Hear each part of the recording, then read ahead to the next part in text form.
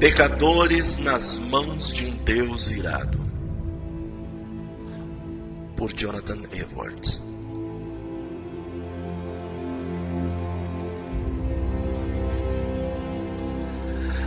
Minha é a vingança e a recompensa, ao tempo que resvalar o seu pé, porque o dia da sua ruína está próximo, e as coisas que lhe hão de suceder se apressam a chegar. Deuteronômio 32, 35. Nesse verso está indicada a vingança de Deus sobre os pecaminosos e descrentes israelitas, que eram o povo visível de Deus, e que viviam sob os meios de graça, mas que, não obstante todas as maravilhas das obras de Deus para com eles, permaneciam faltos de conselho, não havendo neles entendimento. Debaixo de todos os cultivos do céu, eles produziam um fruto amargo e venenoso, como está nos 2 versos próximos que precedem o texto. A expressão que escolhi como meu texto, ao tempo que resvalar o seu pé, parece encerrar os seguintes fatos, relativos à punição e à destruição a que estes israelitas pecadores estavam sujeitos.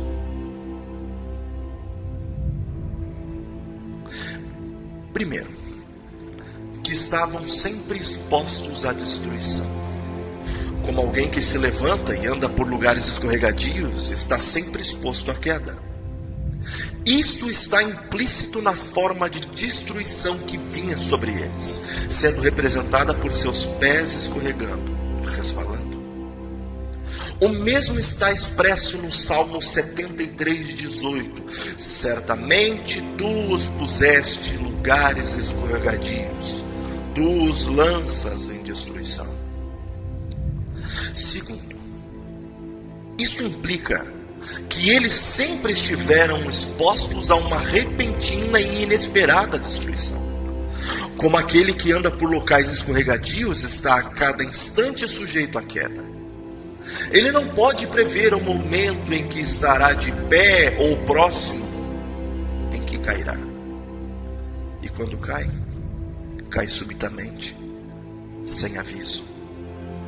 Isto também está expresso em Salmo 73:18 e 19. Certamente tu os puseste em lugares escorregadios, tu os lanças em destruição, como caem na desolação quase no momento, ficam totalmente consumidos de terrores. Outra implicação é que eles estavam sujeitos a cair por si mesmos, sem serem derrubados pela mão de outro. Como aquele que se levanta e anda por um terreno escorregadio, não precisa de nada além do seu próprio peso para derrubá-lo. Que a razão por que eles não haviam ainda caído e não caíram naquele instante é apenas que o tempo definido por Deus não havia chegado. Por isso está dito que ao tempo, ou quando o tempo determinado chegar, seus pés irão resvalar. Então será permitido que caiam, como estão propensos por seu próprio peso. Deus não irá mais segurá-los nesses lugares escorregadios, mas irá deixá-los cair. E então, neste exato instante, cairão em destruição. Como aquele que se põe em pé em uma rampa escorregadia e inclinada, à beira de um penhasco, não pode permanecer em pé por si só. Quando é solto imediatamente, cai e está perdido. O exame das palavras nas quais eu irei agora insistir é este: não há nada que mantenha pecadores em momento algum fora do inferno, a não ser a mera graça de Deus. Por mera graça de Deus, quero dizer, a sua soberana graça, sua vontade arbitrária, não se prendendo a qualquer obrigação, não impedida por nenhuma forma de dificuldade, qualquer coisa ou coisa alguma jamais que a possibilidade da vontade de Deus tida em seu amor ou em seu menor grau, ou em qualquer outra consideração, qualquer seja, nenhuma outra mão há a preservar os pecadores em momento algum. A verdade deste exame pode aparecer através de algumas considerações. Por exemplo, não há nenhuma falta de poder em Deus para lançar pecadores ao inferno a qualquer instante. As mãos dos homens não têm força quando Deus se levanta. O mais forte não pode lhe resistir, não pode escapar de suas mãos. Ele não somente é capaz de lançar pecadores ao inferno, mas pode fazê-lo muito facilmente. Algumas vezes um príncipe terreno encontra grande dificuldade para subjugar um rebelde que tem encontrado meios de se fortificar e que tenha se feito forte pelo número de seus seguidores, mas não é assim com Deus. Não há fortaleza que sirva de defesa contra o poder de Deus. E ainda que mãos se unam umas às outras, e vastas multidões de inimigos de Deus se combinem e se associem, eles não serão tão fortes, e serão facilmente feitos em pedaços. Eles são como um grande monte de finas moinhas diante de um tufão, ou grande quantidade de restolho seco diante das chamas devoradoras. Nós achamos fácil pisar e esmagar um verme que vejamos a se arrastar pelo chão. Assim também nos é fácil cortar ou queimar uma fina linha na qual alguma coisa esteja pendurada. Pois é fácil assim para Deus, quando deseja lançar seus inimigos até o inferno. O que nós somos, para que pensemos em nos colocar contra Ele? Por cuja repreensão a terra treme, e diante de quem as rochas são esmagadas. Eles merecem ser lançados ao inferno. Tanto que a divina justiça nunca se interpõe no caminho. Ela não faz nenhuma objeção quanto a Deus usar o seu poder no momento de destruí-los. De fato, ao contrário, a justiça clama por uma infinita punição de seus pecados. A justiça divina diz: aqueles que geram tais uvas de Sodoma, corta-o, porque ocupa ainda a terra inutilmente. Lucas 13, 7. A espada da divina justiça está neste momento brandindo sobre as suas cabeças. E não há nada além da mão da soberana misericórdia e da mera vontade de Deus detendo-a. Eles já estão sob uma sentença de condenação ao inferno. Eles não somente merecem, justamente, serem lançados lá, mas a sentença da lei de Deus, que é a eterna e imutável regra de justiça que Deus fixou entre eles e a humanidade, esta foi contra eles e permanece contra eles, tanto que já estão suspensos sobre o inferno. Quem não crê já está condenado. João 3,18. Assim é que cada homem não convertido pertence ao inferno, que é o seu lugar. De lá ele é. Vós sois de baixo. João 8,23. E para lá está elevado. É o lugar onde a justiça e a palavra de Deus e a sentença da sua imutável lei serão aplicadas sobre este homem. Eles são agora objeto daquela mesma ira e vingança de Deus, que é expressa pelos tormentos do inferno. E a razão pela qual não vão ao inferno neste mesmo instante, não é porque Deus, em poder de quem estão, não esteja neste momento grandemente irado com eles. Da mesma forma como está com as muitas miseráveis criaturas que estão agora em tormentos no inferno, as quais lá sentem e suportam a fúria de sua ira. Na verdade, Deus está irado em um grau muito maior com um grande número do que estão agora na terra. Sim. E sem dúvida com muitos que estão agora nesta congregação. Inclusive os quais é possível estejam bem à vontade. Do que está com muitos aqueles que estão agora nas chamas do inferno. Tanto que não é porque Deus esteja desatento às suas maldades e não se ressinta delas, que Ele não deixa sua mão baixar e cortá-los fora.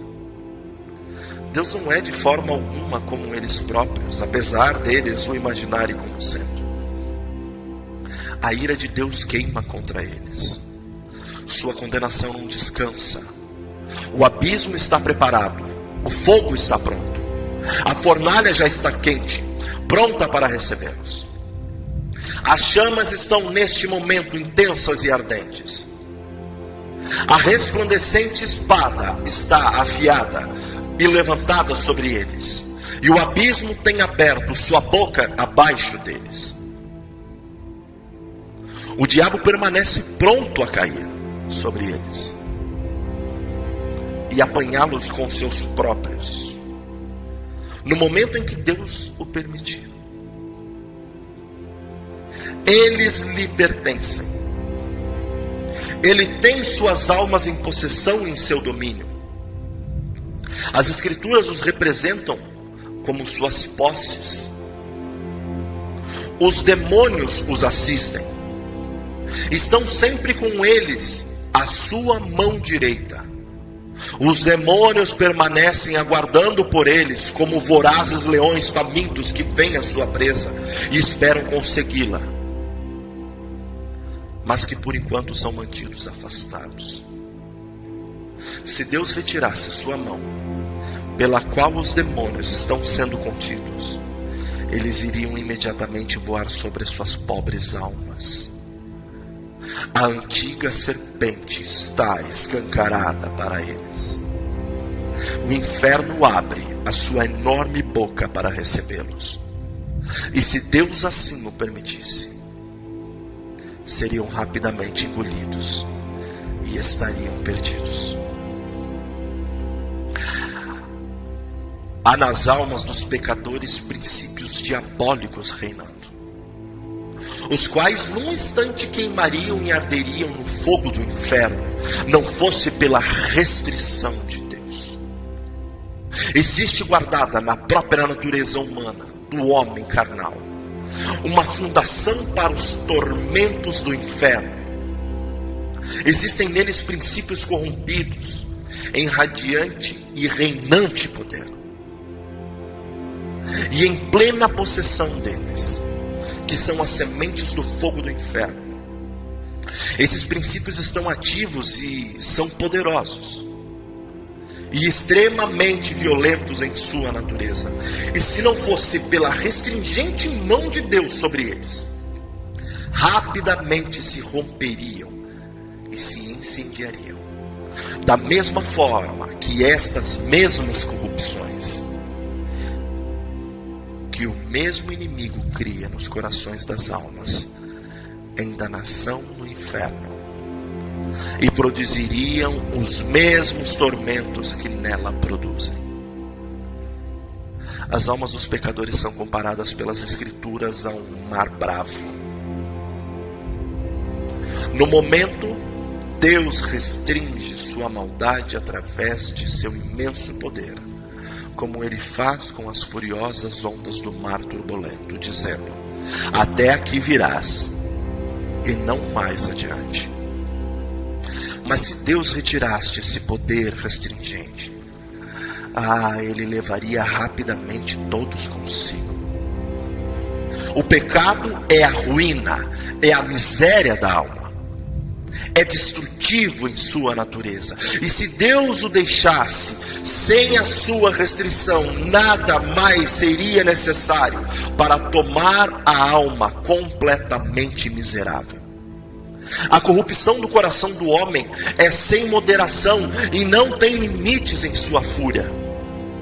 E enquanto o pecador aqui viver, é como um fogo contido pela restrição de Deus, levando-se em conta que, se for deixado solto, incendiará o curso da natureza, e o coração será então uma fossa de pecado.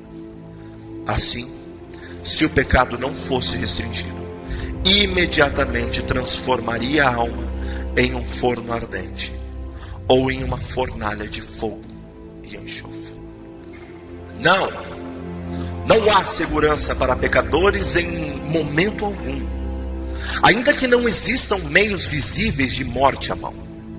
Não há segurança para um homem natural, ainda que agora esteja com saúde, e que não veja de que forma possa já agora sair do mundo por causa de algum acidente, e que não haja qualquer perigo visível em nenhum aspecto de suas condições de vida. A contínua e variada experiência do mundo em todos os tempos mostra que isto não é evidência de que um homem não esteja à beira da eternidade, ou de que o próximo passo não ocorra em outro mundo. O invisível, os imprevisíveis caminhos e meios pelos quais as pessoas vão subitamente para fora deste mundo são inumeráveis e inimagináveis. Homens inconversos andam sobre o abismo do inferno em uma cobertura podre, e há inúmeros lugares nesta cobertura tão fracos que não suportarão o seu peso, e estes lugares não são visíveis.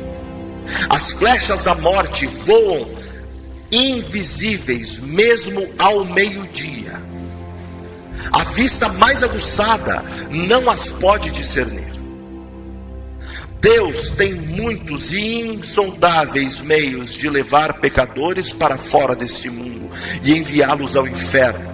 E não há nada que mostre isso, de modo que Deus não tem necessidade de ficar à busca de um milagre, ou de alterar o curso normal de sua providência para destruir qualquer pecador. Em um momento qualquer, todos os meios que existem para que os pecadores saiam deste mundo, todos estão na mão de Deus, e estão tão universal e absolutamente sujeitos ao seu poder e determinação, que não depende de nada além da mais simples vontade de Deus, para que os pecadores sigam em um instante qualquer para o inferno, mesmo que estes meios jamais tenham sido utilizados, ou que não sejam concernentes ao caso. A prudência e o cuidado dos homens naturais em preservar as suas próprias vidas, ou o cuidado de outros em preservá-las, não lhes dá segurança em tempo algum. Disto, a divina providência e a experiência universal dão também testemunho. Há esta clara evidência de que a sabedoria própria dos homens não lhes é segura contra a morte. Porque se fosse de outra forma, nós veríamos alguma diferença entre os homens sábios e políticos do mundo e os outros com relação à sujeição e uma morte prematura e inesperada? Mas como é isso de fato? E como morre o sábio, assim morre o tolo. Eclesiastes 2,16. Todos os esforços e a sagacidade dos pecadores, as quais usam para tentar escapar do inferno, enquanto continuam a rejeitar a Cristo, e portanto permanecendo pecadores, não lhes garantem contra o inferno em nenhum momento. Praticamente qualquer homem natural que ouve sobre o inferno ilude a si mesmo de que irá escapar dele. Ele depende de si mesmo para a sua própria segurança, e se ilude sobre o que já fez, sobre o que tem feito, ou sobre o que pretende fazer. Cada um projeta maneiras em sua própria mente sobre como evitará a danação, e se ilude, achando que planejou bem para si mesmo, e que esses esquemas não irão falhar. Eles ouvem, na verdade, que há muito poucos salvos, e que grande parte dos homens que antes morreram foram para o inferno. Mas cada um imagina que projetou maneiras melhores para o seu próprio escape do que os outros que o fizeram. Mas eles não têm a intenção de ir àquele lugar de tormento. Diz a si mesmo que pretende tomar um cuidado efetivo e estabelecer fórmulas tais que ele mesmo não venha a falhar. Mas os tolos filhos dos homens miseravelmente se iludem, e assim mesmo, como seus próprios esquemas, e certos de sua própria força e sabedoria, confiam em nada mais do que uma sombra. A maior parte daqueles que antes viveram sob estes mesmos meios de graça, e que agora estão mortos, foram indubitavelmente para o inferno. E isto não ocorreu porque eles não foram tão espertos quanto aqueles que agora estão vivos. Não. Aconteceu porque eles não tinham ou não planejaram para si mesmos maneiras de escapar tão boas que assegurassem o seu próprio escape. Se nós pudéssemos falar com eles e inquirir deles, um por um, se eles esperavam quando vivos, quando ouviram sobre o inferno, que em algum momento estariam sujeitos àquela miséria, sem dúvida, iríamos ouvir um por um responder: não, eu nunca pretendi vir para cá. Eu tinha planejado as coisas de outra forma em minha mente. Eu pensei que havia planejado bem para mim. Pensei que o meu esquema fosse bom. Eu pretendi tomar cuidados efetivos. Mas ela veio sobre mim inesperadamente. E eu não a procurei naquele instante, ou daquela forma. Ela veio como um ladrão. A morte levou a melhor sobre mim. A ira de Deus foi rápida demais para mim. Oh, minha amaldiçoada insensatez! Eu estava me iludindo e me agradando com os sonhos vãos do que faria em minha vida futura, ao tempo que dizia paz e segurança. Então sobreveio repentina destruição. Deus não se tem colocado sob nenhuma obrigação, por qualquer promessa, a manter homens naturais fora do inferno em algum momento. Deus certamente não fez promessas, seja de vida eterna, ou de qualquer livramento, ou preservação da morte eterna, além das que estão contidas na aliança da graça, as promessas que são dadas em Cristo, no qual todas as promessas estão de fato, e amém. Mas certamente não tem interesse nas promessas da aliança da graça aqueles que não são filhos da graça, aqueles que não creem em qualquer de suas promessas e não têm interesse no mediador da aliança. Assim é que, com relação a tudo o que alguns têm imaginado e aspirado sobre as promessas feitas, as buscas e batidas honestas de homens naturais, é evidente e manifesto que, a despeito dos esforços de um homem natural, tome em religião, a despeito das orações que faça, ou até o momento em que venha a crer em Cristo, Deus não está de forma alguma obrigado de proteger um momento sequer da destruição eterna. Assim é que, desta forma, estão os homens naturais, seguros pelas mãos de Deus, sobre o abismo do inferno, Eles merecem o abismo. E já estão sentenciados a eles. E Deus, sendo terrivelmente provocado, sua ira é tão grande contra eles quanto para com aqueles que estão agora sofrendo as execuções da ferocidade de sua ira no inferno. E eles não têm feito nada para abrandar ou abater essa ira. Nem está Deus ao menos preso por qualquer promessa a mantê-los um instante que seja. O diabo os está esperando. O inferno está escancarado para eles. E as chamas juntam-se e flamejam por ele. E irão alegremente envolvê-los e engoli-los. O fogo contido em seus próprios corações está se debatendo para sair.